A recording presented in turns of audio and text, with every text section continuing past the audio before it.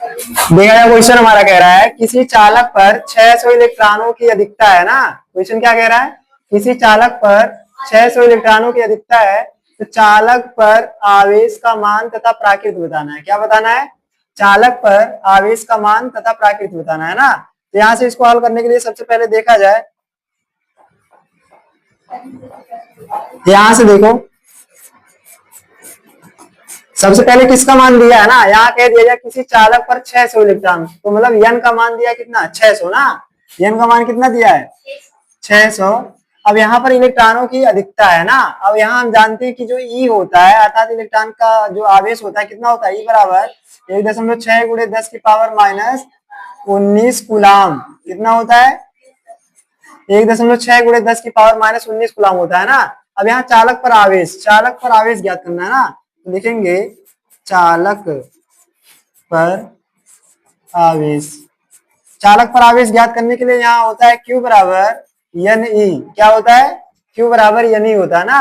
N का मान दिया है, ई का मान दिया है, बस हमको क्या करना मान रख के गुणा कर देना है, ठीक है। तो यहाँ से हमारा हो जाएगा एन का मान दिया 600 और ई का मान दिया 1.6 गुणे 10 की पावर माइनस 19 कूलाम दिया है, ठीक है। अब यहाँ क्या कर देना, मल्टीप्लाई कर देना है 600 का, यहाँ से 1.6 में क्या कर देना है, गुणा कर देना है। कर देते हैं 600 इंटू में 1.6, यहाँ 6 शून्य शून्य शून्य, 5×6 = 36। अब यहाँ से हो जाएगा 006, यहाँ से 006 और यहाँ से 9। दशमलव का अंक पे लगा है, एक अंक पे लगा है ना, यहाँ पर लगा देते हैं दशमलव, ठीक है। अब यहाँ से ये हमारा हो जाएगा, क्या हो जाएगा 960 गुणे 10 की पावर माइनस 19 कूलाम। यही हमारा क्या हो जाता है, आंसर हो जाता है, ठीक है। इसका जो मान निकल के आया, कितना निकल के आया, यहाँ 960 गुणे 10 की पावर माइनस 19 कूलाम आया। अब पूछ रहा है इसकी प्रकृति ये कैसी है, ऋणात्मक है कि धनात्मक है ना।